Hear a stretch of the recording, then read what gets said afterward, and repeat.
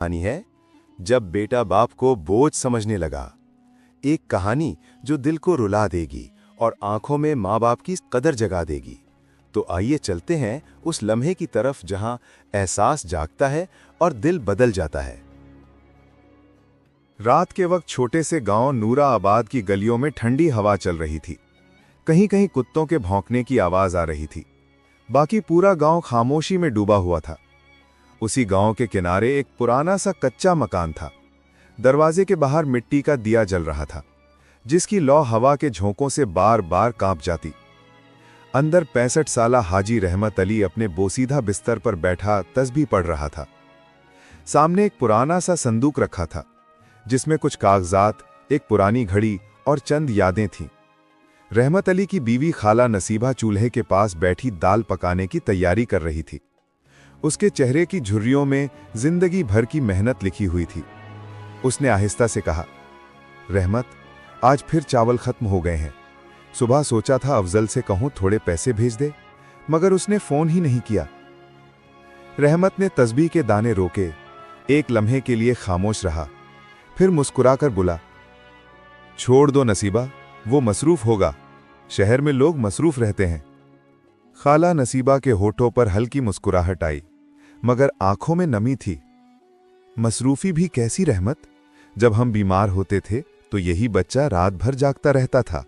अब हम इसे याद करते हैं तो वो एक फोन तक नहीं करता। रहमत अली ने आह भरी। यही वक्त का बदलाव है बेगम।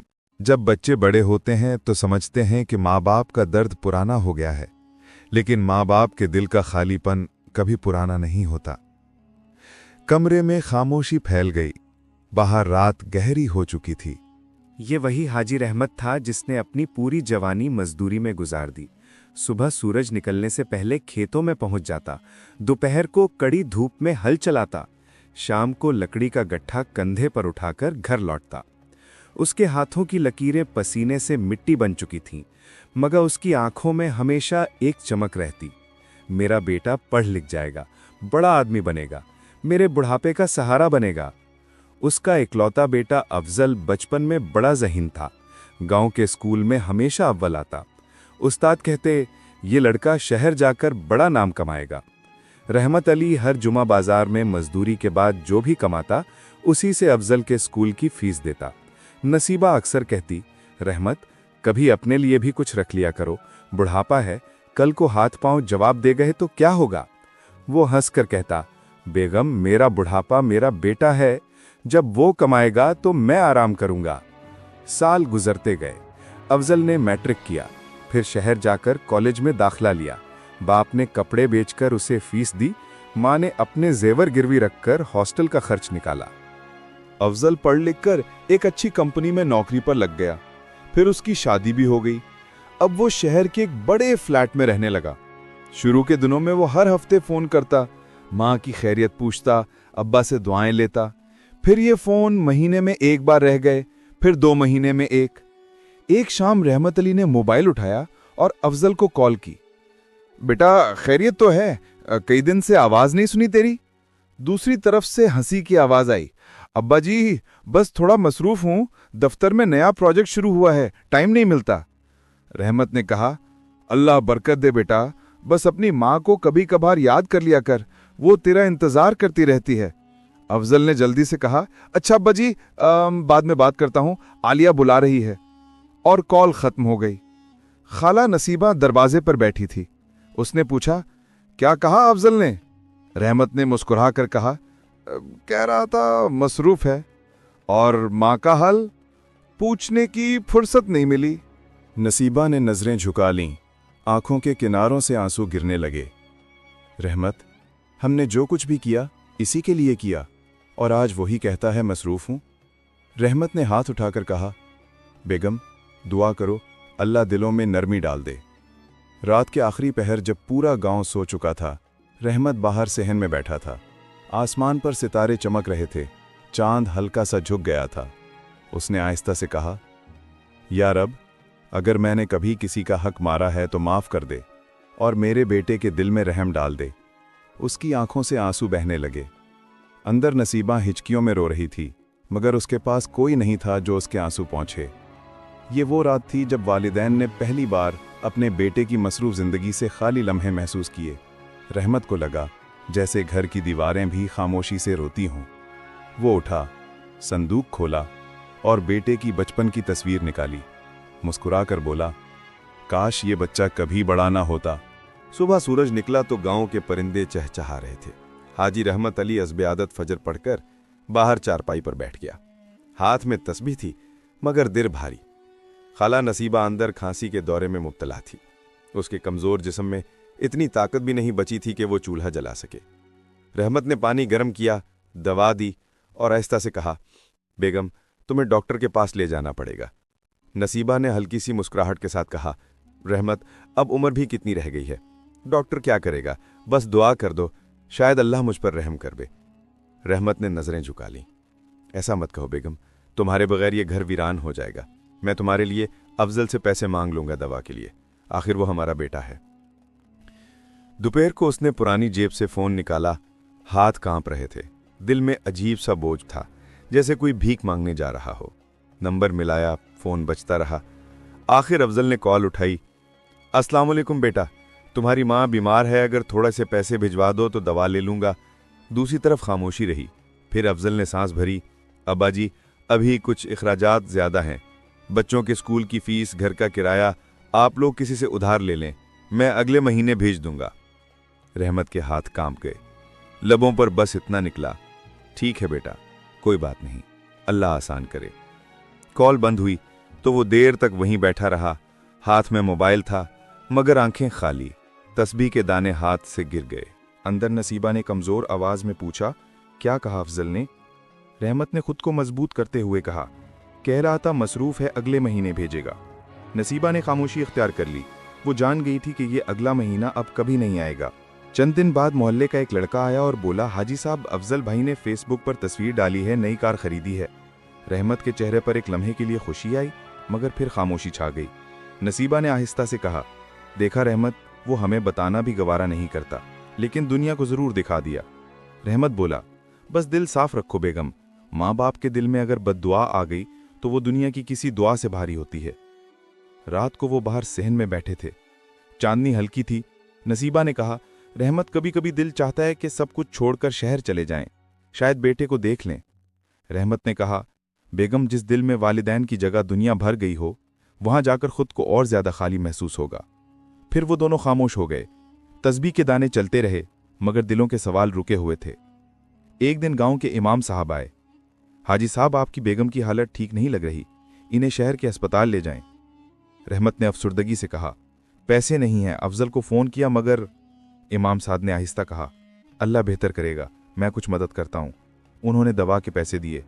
रहमत ने हाथ जोड़ दिए, अल्लाह आपको खुश रखे मौलवी साहब, बेटे ने जो नहीं किया आपने कर दिया। कुछ दिन दवा से हालत बेहतर हुई मगर चेहरे की जर्दी नहीं गई। नसीबा कभी कभी ख्वाब में कहती, रहमत मेरा अफजल आ रहा है ना, मैं उसे देखना चाहती हूं।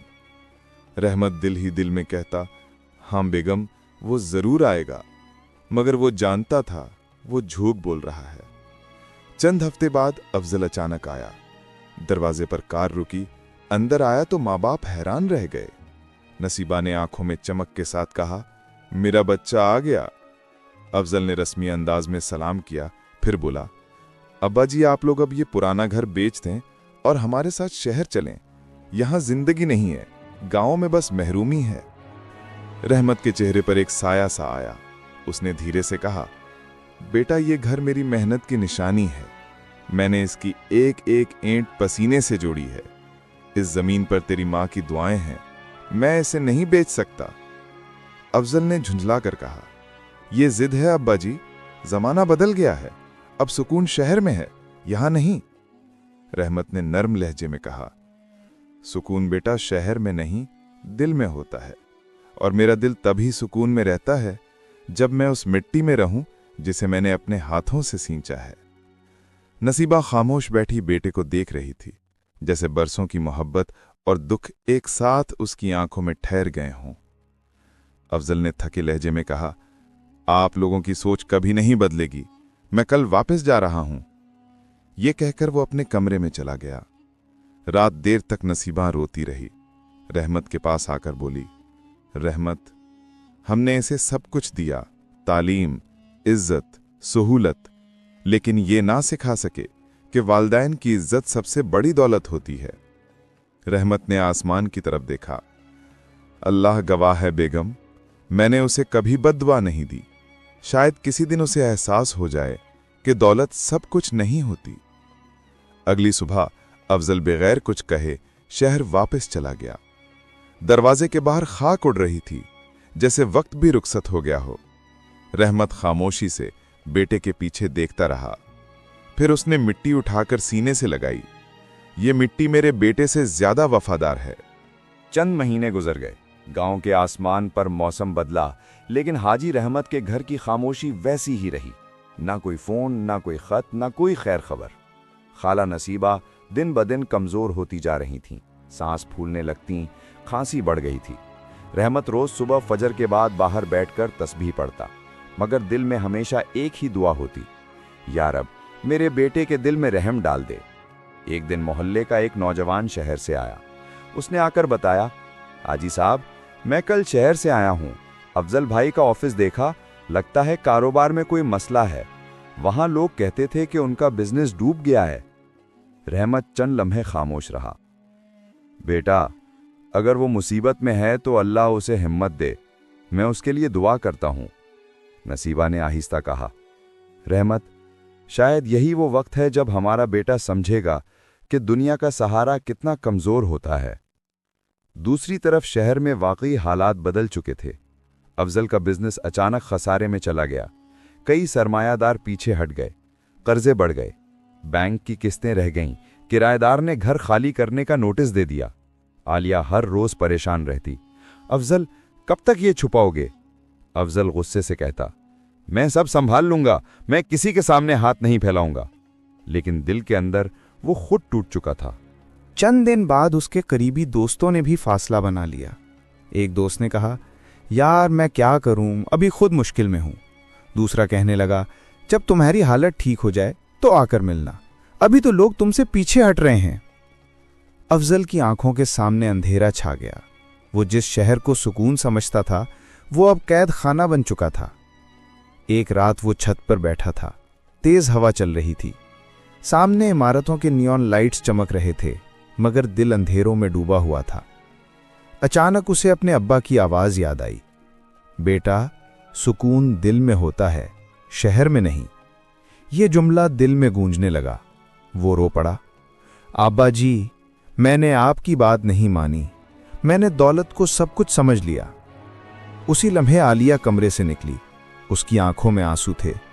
अफजल, मैं थक गई हूं, न घर रहा न इज्जत। बच्चे रोज पूछते हैं, अब्बू कब स्कूल जाएंगे, फीस कौन देगा? अफजल खामोश रहा, फिर बोला, बस अब मैं और बर्दाश्त नहीं कर सकता, मुझे अब अपने वालिदैन के पास जाना है। आलिया चौंकी, इतने दिन बाद? हाँ, अब समझ आया है कि असल घर वही था जो मैंने छोड़ दिया था। अगली सुबह वो बीवी और बच्चों के साथ गांव की तरफ रवाना हुआ।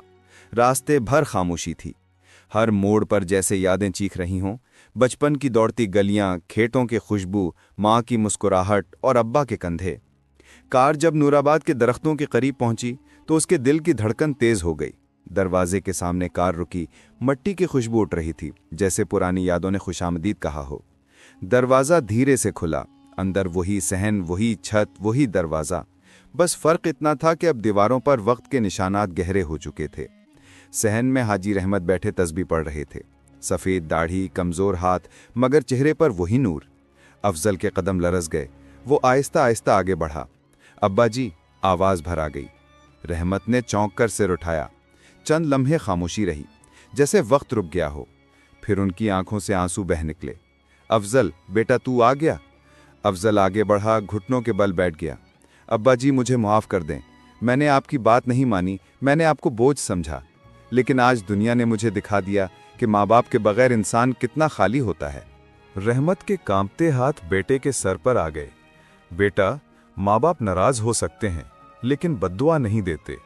दुनिया वाले पीठ दिखा देते हैं, मगर वालिदैन कभी नहीं। अफजल की आंखों से आंसू रुकने का नाम नहीं ले रहे थे। उसने अब्बा के हाथ चूमे, फिर माँ के कमरे की तरफ भागा। खाला नसीबा बिस्तर पर नीम बेहोश पड़ी थी। उसने माँ के हाथ पकड़कर कहा, अम्मी मैं आ गया हूँ, आपका गुनहगार बेटा। नसीबा ने कमजोर आंखें खोली।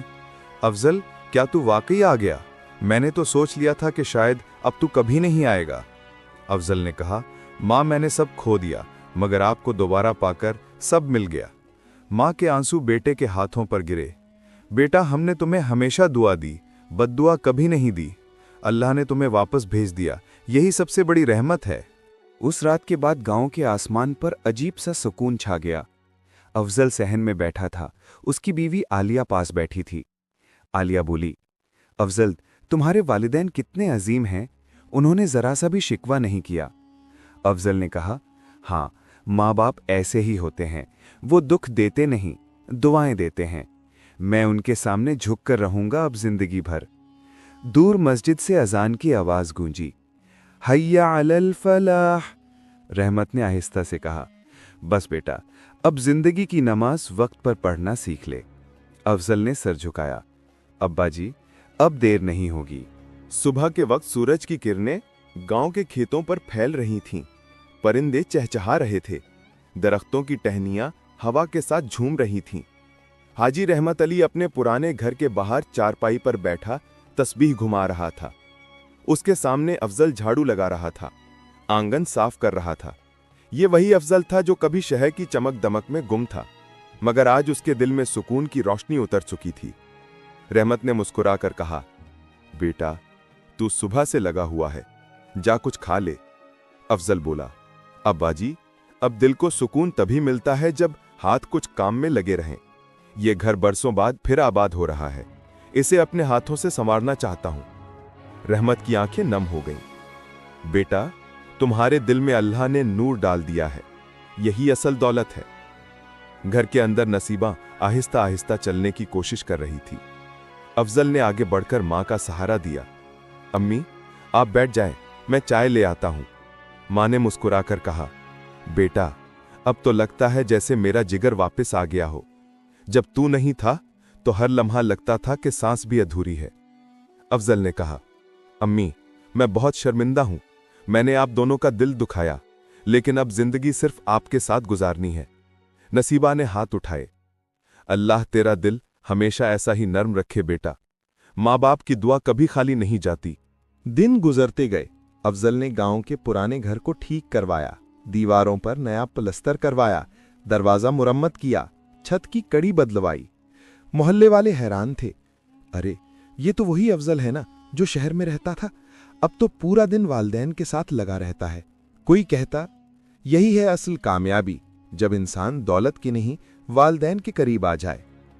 अफजल ने खेत संभालने का फैसला किया। सुबह फजर के बाद रहमत के साथ हल लेकर खेत में निकल जाता।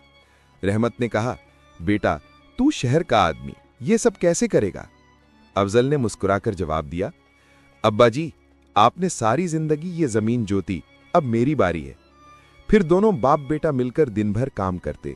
सूरज ढलने लगता तो गांव के लोग दूर से देखकर कहते, देखो, ये बाप बेटा हैं जिन्होंने दुख में भी मोहब्बत नहीं छोड़ी। एक दिन दोपहर को अफजल के पुराने दोस्त शहर से गांव आए।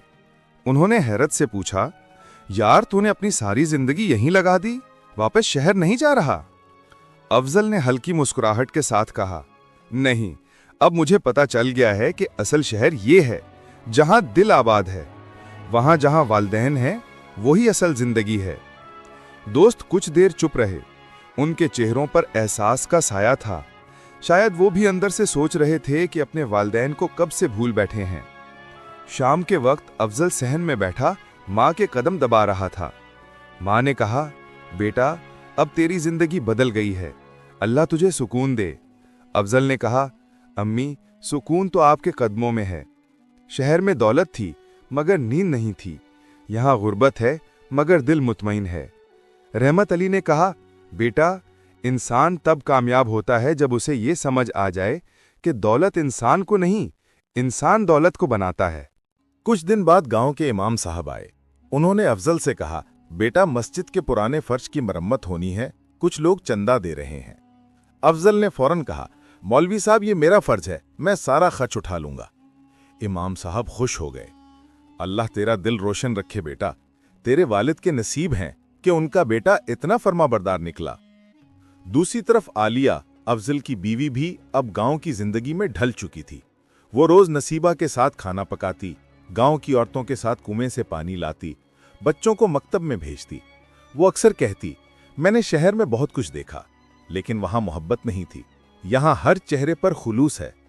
नसीबा हंसकर कहती, बेटी, गांव की मिट्टी में रहमत है, यहां के लोगों के दिल साफ हैं, इसीलिए यहां बरकत है। एक शाम अफजल अपने बाप के साथ बैठा हुआ था। सूरज ढल रहा था, आसमान सुनहरी हो चुका था। रहमत ने कहा, बेटा, मैंने सोचा था शायद तू कभी वापस नहीं आएगा, मगर तू आया, वो भी झुककर।